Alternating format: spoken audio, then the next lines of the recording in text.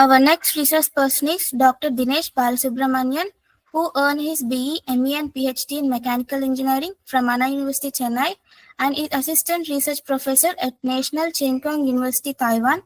His expertise includes biodiesel combustion, thermal systems, power engineering, and renewable energy. Sir, we welcome you. Okay, the entire agenda is we will talk with the urban challenge in modern India. Then I will make you to walk through the framework that has been driven towards it, and we need to talk more towards the data-driven governance and the SDG framework and the urban context related with it, and the role of voluminous data. So the data plays a key role over it. We'll try to understand why it plays a key role, and the data governance and its relation with the framework, advancing the SDG implementation and monitoring. And next is the case studies and its application. So this is the entire agenda for this presentation. And we will talk more towards the urban challenges in modern India. So in case of urban challenges, what matters most is the key factor over here. So what is the key factor is that we need to understand why it is actually required. So we'll look into it in more detail. What is the biggest challenges facing by Indian cities today? So the biggest challenges facing by Indian cities today is whether it is traffic, or it is all about pollution, or housing, or water scarcity, or waste management.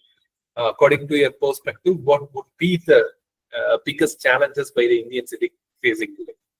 When we try to have a detailed discussion about it, we will have a different perspective on all the 5 parameters that has been listed over here, because we can try to understand that when you are focusing more towards the urbanization, when the cities are getting urbanized, what is the main factor that strikes into our mind is the traffic congestion, particularly in the metro cities. So when you are talking more towards the urbanization, the traffic plays a primary factor living in an urbanized area. So next to that is the pollution. So once the traffic is increased, or once the traffic is allowed to get increased, it would result in the pollution formation. So as much as the vehicle population get increased, the pollution is the primary factor, because the congested vehicle close to the traffic struck areas, the vehicles would be keep on emitting emissions. And once the traffic and the pollutions are reaching its peak, the housing prices would get increased, particularly in the metro zones or the high-tech zones. And the housings would start to keeping skyrocketing based on the number of floors on the buildings. So here comes the next 2 important factors. One is the water scarcity, as the construction is keep on increasing, and the metro-based cities population is keep on increasing. The water scarcity would slowly get increased, and the treatment of waste from the metro cities into the core area and the nearby unurban areas or the suburban areas or the rural areas, the waste management would also become a tedious task. So when you think about what is the biggest challenges that India is facing today, focusing on urbanization, is that it's not about one single factor, it is the entire. So all these challenges are interconnected and are at the heart of the SDG goals that we are going to plan. So it is not one particular factor plays a key role. It is entirely interconnected with each and every one. Once the traffic is higher, it emits pollution, it results in the housing price increase, housing land increase, and the construction get increased, and it would result in a water scarcity, and it would result in the waste management issues. And talking about the urban imperative in India and the key statistics, Indian urban future. Indian urban future, the urban population in 2025 is close to 37%, and in near 5 years, it is expected to increase by another 3%. So the majority of population is getting closer to the urban areas, and it would reach close to 40%, which is merely a huge number, and we have only a rest of 60% who is accommodating the non-metro zones or the non-urbanized or suburban zones. So this 40% would create a much more demand and supply rise in the urban related areas. So nearly 60 million people are needing smarter resource management, focusing more towards SDGs, and that would be a key factor over here. And Indian smart city markets, is having a very big scope where it would result in an higher digital payments, e-government's role, and mobility apps, and IoT based systems. So it has a very big market, and it is set to reach nearly thrice by 2027 in next 3 to 4 years, growing at an CARG of nearly 16.2%, which is a very good and interesting number. And smart cities missions in ICSS says that Tamil Nadu Urban Data Exchange Department, based on the data in Chennai, results that Tamil Nadu with 48% of urbanization in Chennai, Coimbatore, and Madurai adapted GAS mobility data and digital health records. So they have a very good mobility data transfer, digitalized health records when the urbanization in your entire state is keep on increasing. Urban India generates vast data volumes daily for mobility apps similar to Ola, Uber, and other online transform pattern. And next is that the e-governance app. So e-governance apps is keep on playing a key role in it, where the people have started to result on e-sevas, where the entire data are being converted into numerical values, and the digital payments plays a key role as of now, and the IoT systems. So these are the key factors that is going to be faced by the entire India in next 3 to 5 years. The biggest challenge that India is facing today now is deeply interrelated. It is not one particular factor that would typically affect the urbanization, and that rapid urbanization intensifies each of them, creating a cycle where one problem worsens the other. If there is a typical impact on one problem, it would result in an interconnection with the other two parameters. And addressing these requires a holistic planning. So it should have a futuristic idea about how this can be effectively addressed and how it can be handled in a possibly a greater way, and not an isolated fixes. So you are not supposed to fix one particular issue.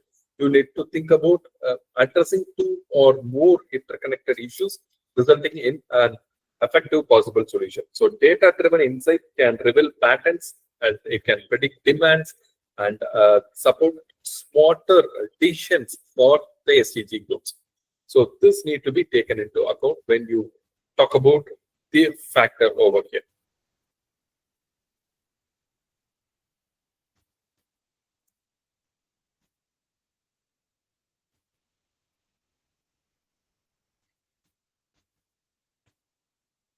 And the next part is the framework, SDG, and the data-driven governance.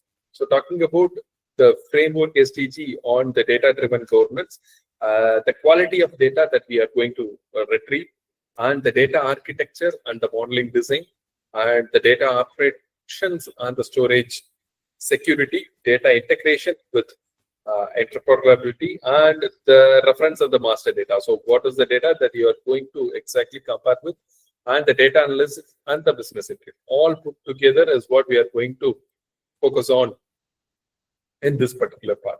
So the data-driven governance plays a key role over here, and this figure transition highlights the importance of data planning, sustainable infrastructure, and resilient service delivery. This would give you a clear idea about the growth investment in the IoT integration, AI-driven governance, digital infrastructure, and the public partnership.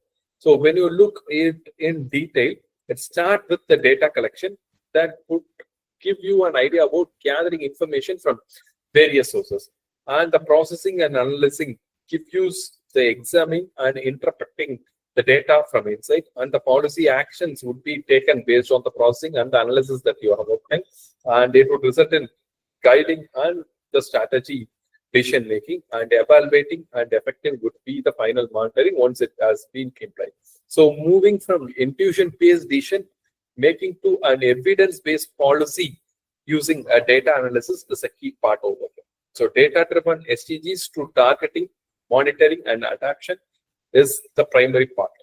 With 70% of urbanization by 2050, cities are the pivotal in the sustainability. So goal is to create more transparent, efficient and responsible and equitable cities is the part over here. And why data matters in SDGs. So United Nations have clearly stated that quality, timely and reliable data ensures no left behind. So urban areas would get populated by 70% in 2050, central to SDG. So here the data governance, data revolution, talking about real-time and diverse data, and SDG localization from local to local goals, and urban metabolism, tracking the flows would be a key part over here. So urban policy applications with an aid of IoT, open data and GIS would be effectively used for monitoring SDG targets, and the governments use data to diagnose problems, simulate urban systems and benchmark interim parts over here. So why cities matter for SDG? So based on the data, United Cities with 3% land, but 60 to 80% of global energy use is one interesting part over here, and 70% of GHG emissions and 70% of global GDP is from the key cities of the entire states. So that is where it attracts the local populations, and the peoples are get stuck in one particular zone and it is getting converted into America. So cities is nothing but the hubs of ideas, commerce, culture, science, productivity and development. So cities plays a key role in SDG. So the breaking point is that data-driven governance in cities and it does not provide any disappropriate impact on the SDGs. By 2028, 50% of the global urban population was there maintained in the metro cities, and where the urban percentage was marginally higher and the rural first time. It happened only by 2008, and before that it was marginally having a difference where majority of people are struck with their rural side effect. But by 2025, we are facing an increase of 7% by 50 to 57, and this raises demand for urban service. So urban-based service is keep on increasing as the population is increasing. And 2050, it is about to be 70%. That city centers to SDG deliveries. So by 2050, the matter talks about whether you are staying in a rural or urban. So when you are in urban, the allowance and the data-driven process that is going to be enhanced would be enormously high. And next is the SDG framework on urban context.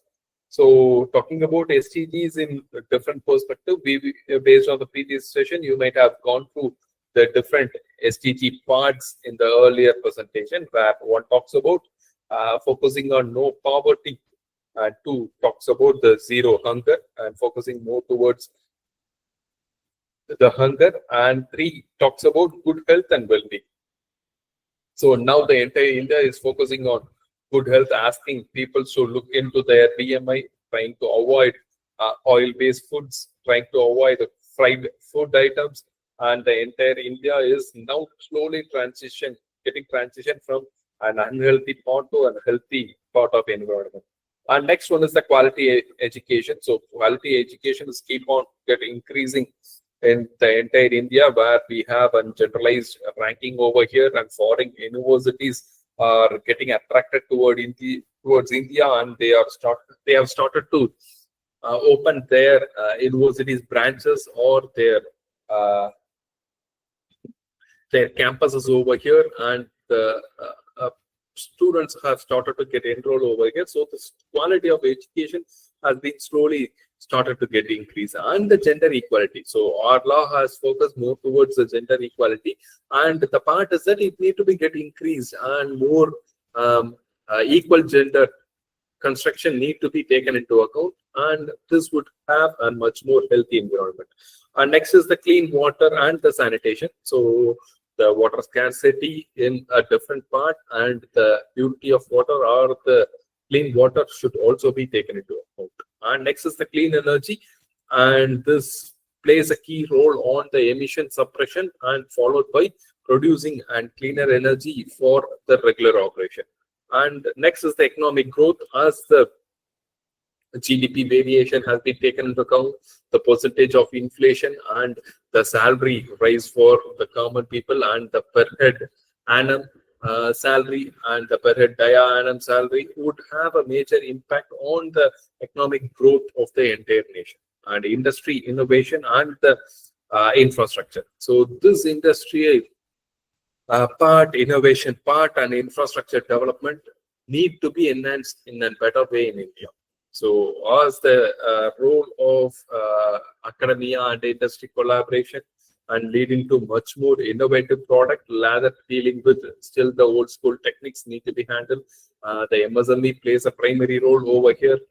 Startup India plays a primary role over here. The people are now being attracted toward innovations and more attractive ideas, and reduced inequalities. So based on different discrimination, this inequality part should be reduced to its greater extent. So the gender equality and the innovation can be come up with any particular person, irrespective of their inequalities. And the sustainable cities. So this sustainable cities talks more about the urbanization. So when you talk about sustainable cities, the urbanization and its after impact and the data driven towards it need to be focused more in a similar way. And the next part is the responsible consumption. So the people need to be much more responsible towards their consumption and the wastage. So that need to be taken into account. And next one is the climatic action and the greenhouse gas emission. Other part falls under this roof, and life below the water. So not only the life above the water plays a key role, life below the water is also a primary factor to have a healthy life cycle and healthy increment of the global gas impact. So next is the life on the land, life below the water. These two need to be a very important factor. And next is the peace, justice, and strong intuition and partnership of the goals.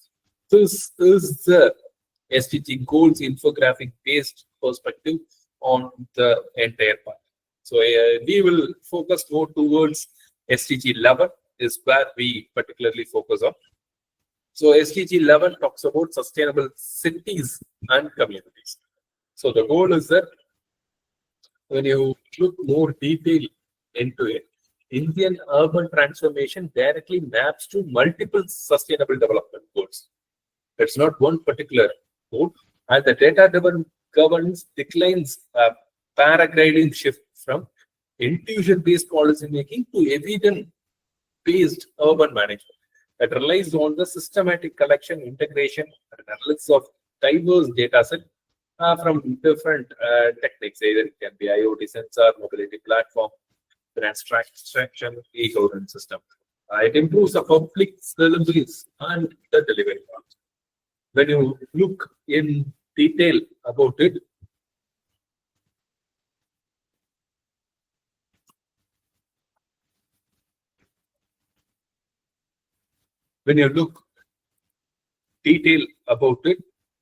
we need to see it in much more effective way.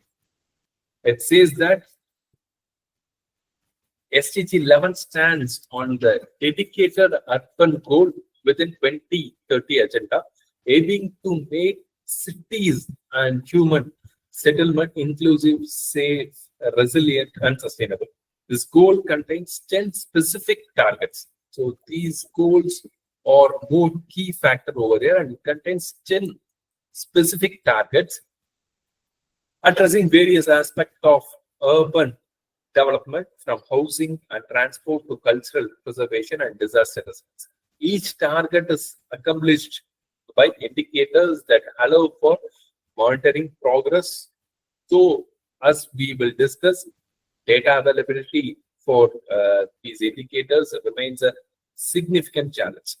The interconnected nature of urban system means that SDG 11 serves as both a standalone goal and an integrating framework. It plays a key role in integrating the framework. And as one research paper notes that taking the place-based approach within the particular focus on urban areas will be crucial for success of all 17 SDG goals, not just the 11. So when you focus on SDG cities and communities and you break through all the barriers allow it would drastically have an impact on all the SDG 17 goals in an effective way. This recognition has led to the concept of SDG localization, the process of adapting global goals and to all local contests through participatory process and context-specific indicators. Importantly, it is to be noted that SDG 11 serves both as a standalone goal and an integrating framework. It plays a primary part in standalone goal and an integrating framework for all SDGs. With the goal taking a place-based approach with a particular focus on urban areas will be crucial for the success of all 17 SDGs, not just SDG 11. So 10 specific targets. So that includes the housing, transport, culture, disaster resistance.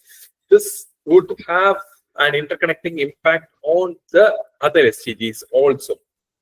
And the indicator track progress, more data availability challenge. So once you fix the indicator tracking for it, the data availability would start to get increased and it would keep on refining in an effective way. So SDG 11 would be not a standalone goal. That is the key point over here and requires more on the government coordination and breaking silos. Strong data systems are essential for monitoring and decision making over here. And interconnectedness to the urban SDGs.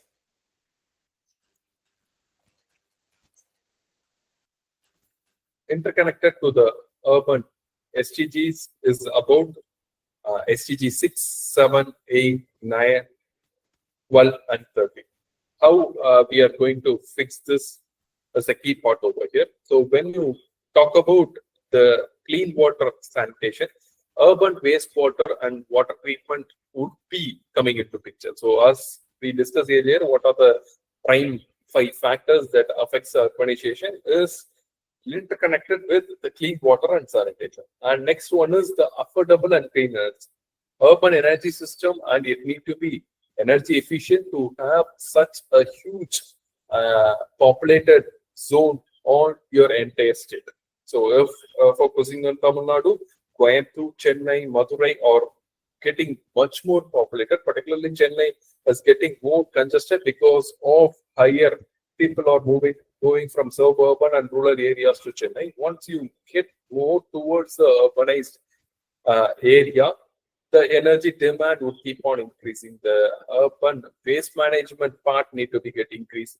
So the data available for it would get increased. The decent work and economic growth, as the primary fact is that as the population get increased towards metro and the urban areas is because they will get an economically and higher growth in this particular zone and the employment opportunities and the growth is higher.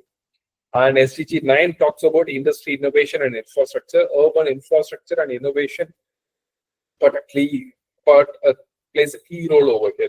And responsible consumption and production. urban waste management and consumption part, and the waste need to be properly recycled, and all the persons in the urban areas must be self reliable or self propelled towards reducing waste and having a sufficient knowledge about the waste treatment in an effective way. And SDG 13 talks about the climate action, where urban climate mitigation and adaptation strategies are a key factor over it. So current progress on challenges that SDG 11 faces. So that is one key point over here, what actually SDG faces that. So current SDG challenges that we are facing is the housing. So that is one key sad part that we are facing. The assessment of progress towards SDG 11 reveals significant challenges. According to recent data, housing affordability is an important issue affecting 1.6 billion to 3 billion people globally, within the global average housing cost burden of 31%. So this 1.6 to 3 billion people really suffer a lot. Maybe you can see more pressure or kept towards the middle class people to buy a house. That is particularly in the urban area. So once you get to know about the price in urban area in 2021, it won't be the same for even next few months. So it keep on increasing, and getting a house for rent is also getting increased as the population is getting increased. As I said, the housing prices are getting increased. And next is the transportation. So the vulnerable group lacks sustainable access. So the population in metros are keeping increased. The population in Vande Bharat trains are keeping increased. Local trains are keeping increased. So the transportation part need to be extended in each and every year's progress. As the Earth's population is getting increasing, the transportation, local transportation should also be get increased by the government. But once you try to make any transportation progress in physical infrastructure way, as the population get increased, it would be a delayed process. It takes more time to make a transportation expansion in a very short time, because it is more populated and cultural heritage. So funding only $22.22 per capita gap between $83.30 and developing 3.86 is one sad part of it. So cultural heritage protection funding remains inadequate. Typically remains inadequate at 21.22 per capita, which talks about 2017 purchasing power parity with a stark disparities between developing and the developed countries. So when you look between a developing country and a developed country, you're typically in between range. So the developed countries' cultural heritage purchasing power is close to 83.30. And next is the disaster impact. So disaster impact continue to destroy the critical infrastructure within an average of 92,199 unit damage annually from 2015 to 2023. So as it is populated, the disaster based on the infrastructure and the safeguarding it would be a greater disadvantage. So data gap, only 51% indicators have reliable trends. So major shortfall in genders, goal 5, climate, goal 13, and the institutions by goal 16. Despite progress, housing, transport, heritage, disaster resilience, and data gaps remain the critical challenge when you talk about SDG 11 implementation and the data-driven process to it. So the role of data in SDG implementation. So what does the data-driven part assist you in the implementing SDG, particularly 11, in much more effective? So we need to have an SDG progress as year keep on increasing, and what are the goals that we have set in, and what is the percentage that we have achieved in, and the indicator distribution, the indicator trends, and what are the SDGs it is implemented. So SDG progress tracking with an aid of data driven is a key part over here.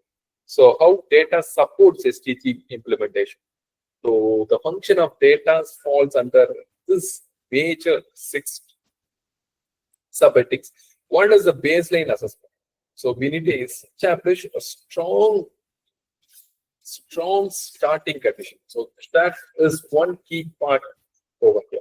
So data plays a foundational role in implement of SDG by enabling government and stakeholders to move from aspiration to a measurable actions. So this will give you a clear idea about what measurable action need to be taken. Let's suppose baseline assessment helping establish initial condition for comparison, a better target setting, ensuring a realistic yet ambitious and evidence-based goals, and the progress monitoring allowing continuous tracking of interventions and outcomes. Data also facilitates the course correction, providing early warning signals which need to be a threshold part when initiatives deviate from their intended path. So this would be a wake-up call whether you are just moving in a correct direction or taking a turn from it. Moreover, it strengthens the accountability mechanism, ensuring transparency in implementation and building trust among the stakeholders.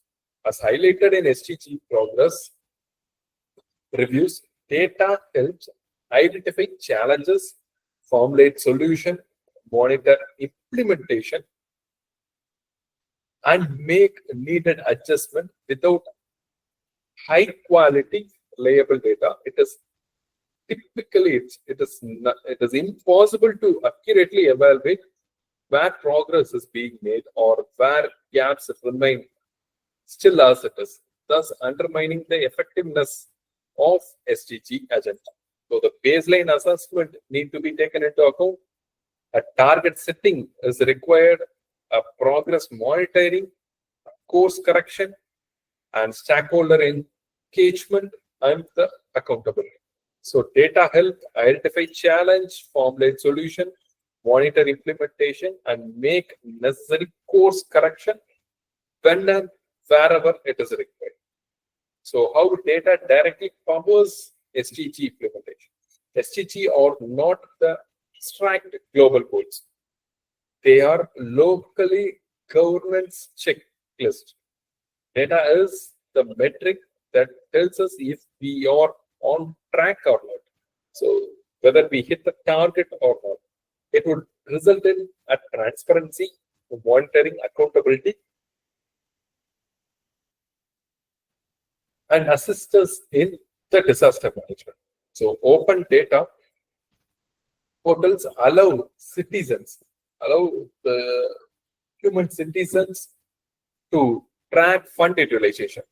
It would give you a clear idea about the smart cities mission distribution. So that is one key point. And monitoring real-time data on air quality and the sustainable goals, water scarcity. So that can be taken into account. It will give you a clear picture about it. So that is the key part over here. And the GSE map projects shows exactly where work is happening, reducing corruption and disaster management, predicting flood zones, optimizing and evacuation routes. So these are the critical parts over here.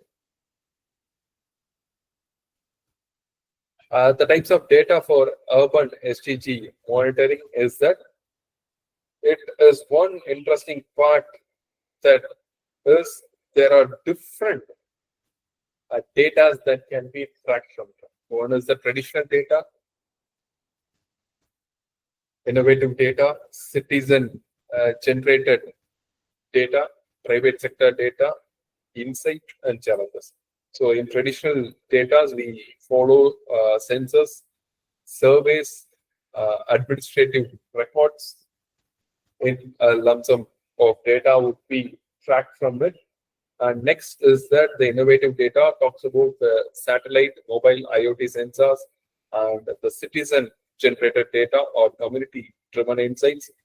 Private sector data talks about the corporate data for public goods, and the insight. Strong STG monitoring would be a mix of traditional and innovative sources. Challenges talks about many countries lack robust systematic statistical data collection and especially low income based cities.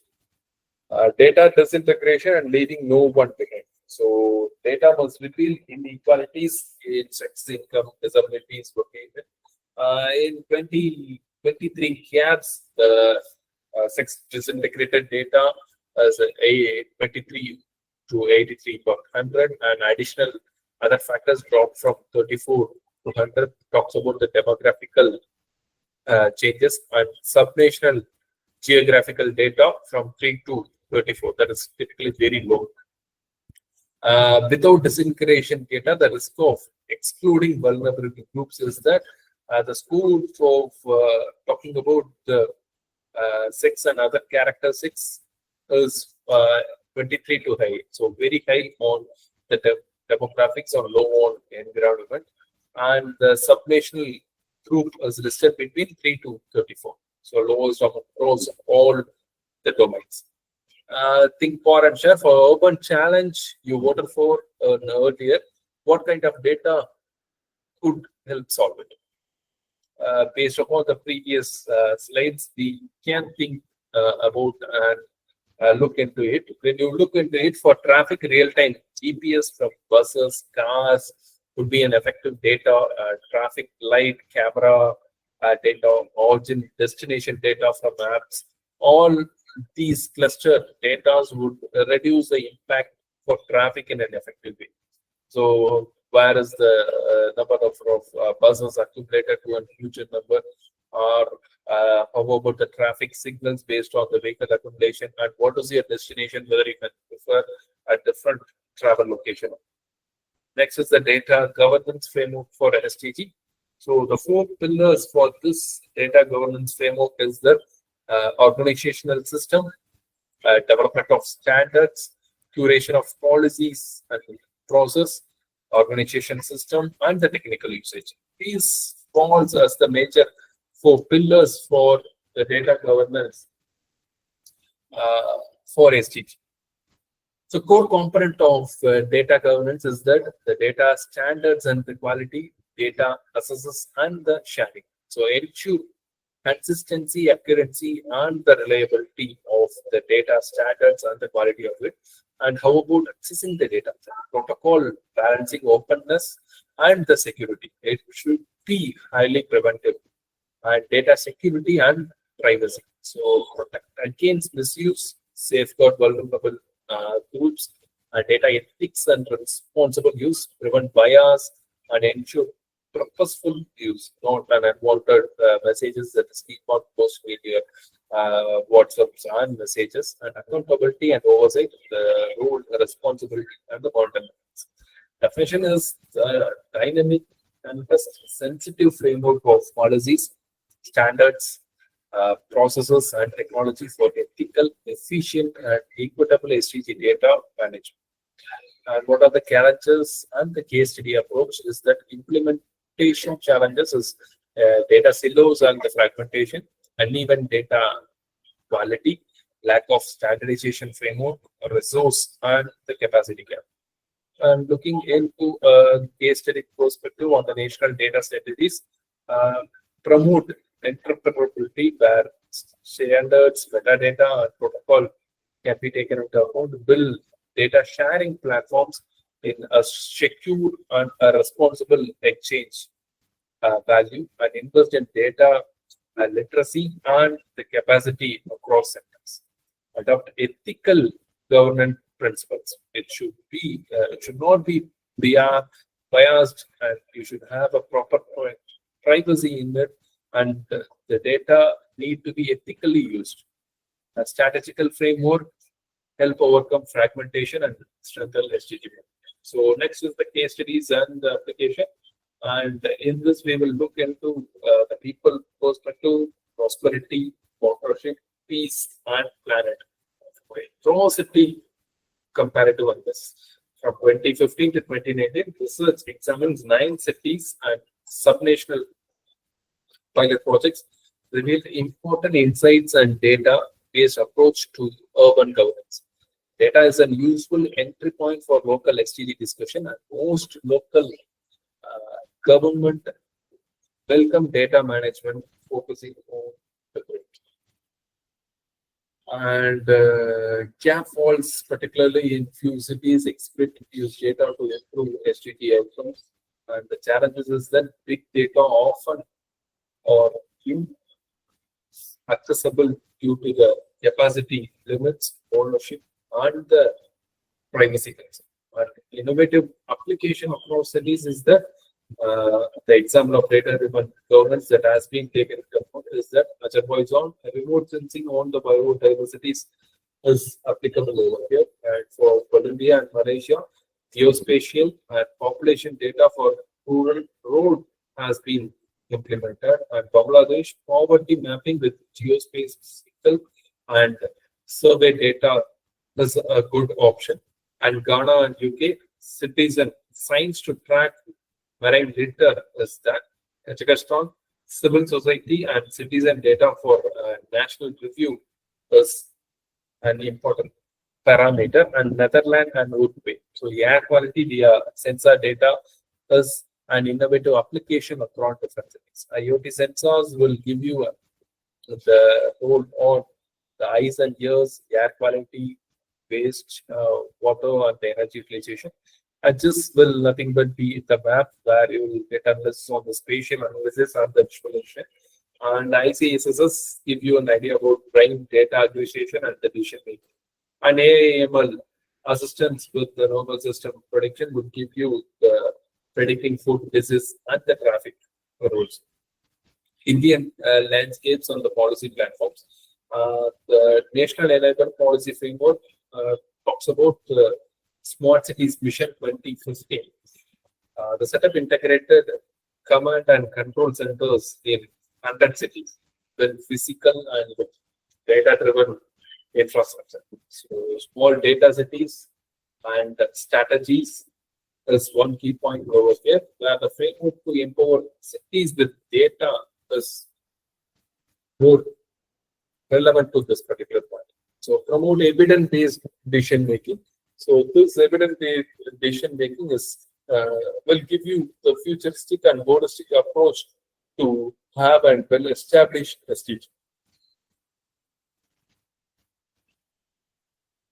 Creating an unified digital infrastructure, connecting all urban stakeholders seamlessly would drastically improve the SDG implementation and effectiveness.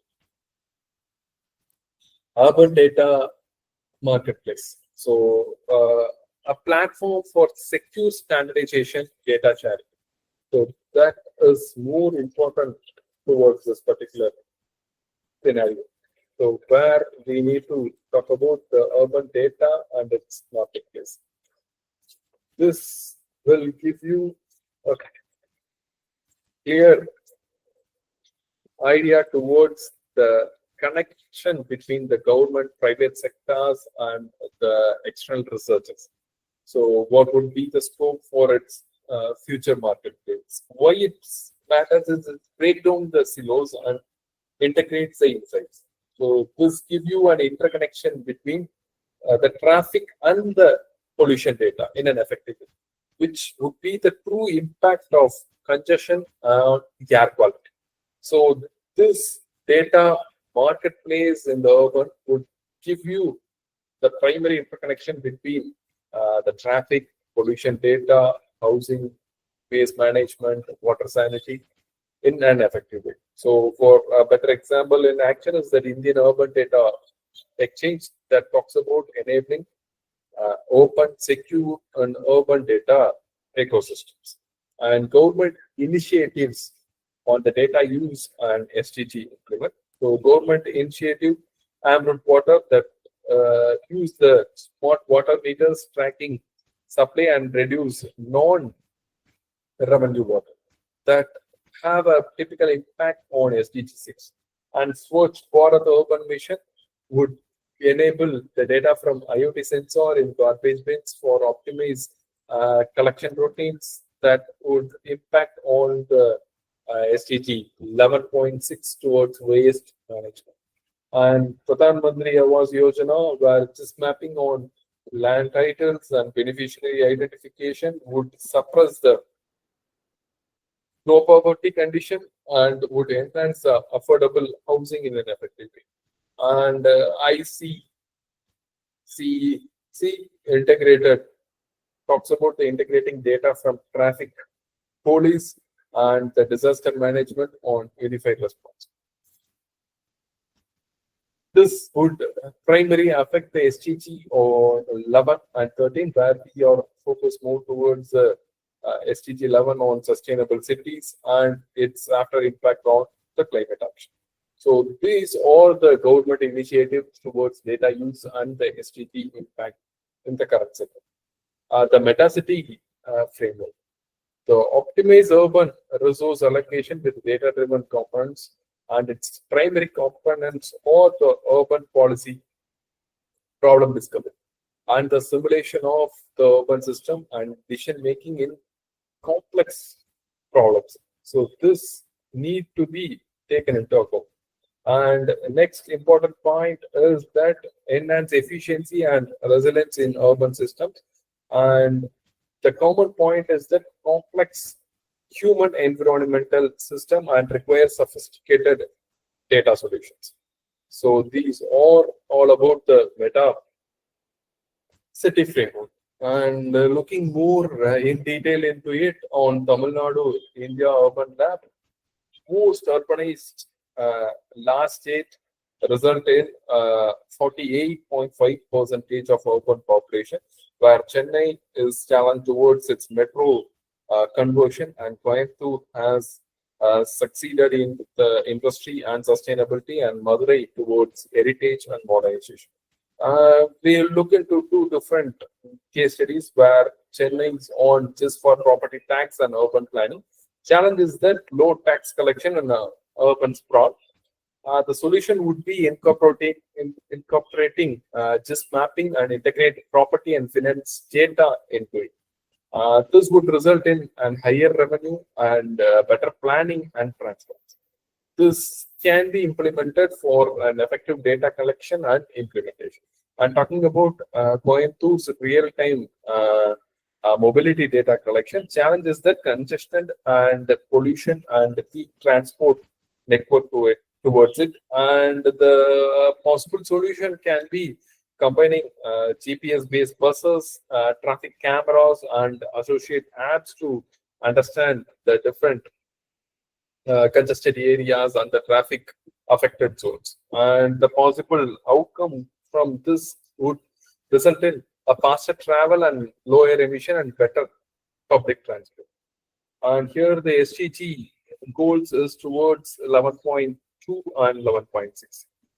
And data-driven solution for urban challenges is that the biodiversity loss. In case of biodiversity loss, remote sensor monitoring, as we said earlier, from Azerbaijan, and rural access in Colombia and Malaysia, and poverty mapping, particularly based on the geospatial data and the survey data that is readily available, focusing on Bangladesh and marine population, targeting on citizen science data. Will review the case examples from Ghana and UK, and air quality focusing on Netherlands and Uruguay. And the tools and the technologies for the data-driven governance is that the key technology for the data-driven urban SDGs is the geospatial technology, particularly focusing on just remote sensing and the satellite imagery for spatial analysis and mapping. And the Internet of Things, as discussed earlier, plays a primary role over here, where the sensor network on real-time monitoring of urban systems, either it can be traffic, energy, air quality, or etc. And big data analysis, focusing on processing large volume of data from diverse sources to identify the patterns and trends. So the analytical part also plays a key role over here, and the impact of artificial intelligence in optimizing the data and its prediction and the pattern recognition can be done in an effective way. And to secure the data in on par of effective way, we need the role of blockchain into it, where the distributed ledger for secure, transparency data sharing and management can be implemented in an effective way. And the role of digital platform, integrating system from data collection, analysis, visualization, and sharing would be also a key technology part over there. So data revolution transforms speed, scale, and diversity of open data, whose sustainability when governed responsibly. And integrating and communication too. So data integration challenge, silos and ownership barriers from private or public, departmental jurisdiction limit, non-standardized format and reporting, solution standards from common format and the protocols and APIs where the cross-platform communication comes into picture. And data catalogs talk about inventories of assets, and meta repositories where document sources and the methods and its respective qualities are taken into picture. And in terms of visualization, and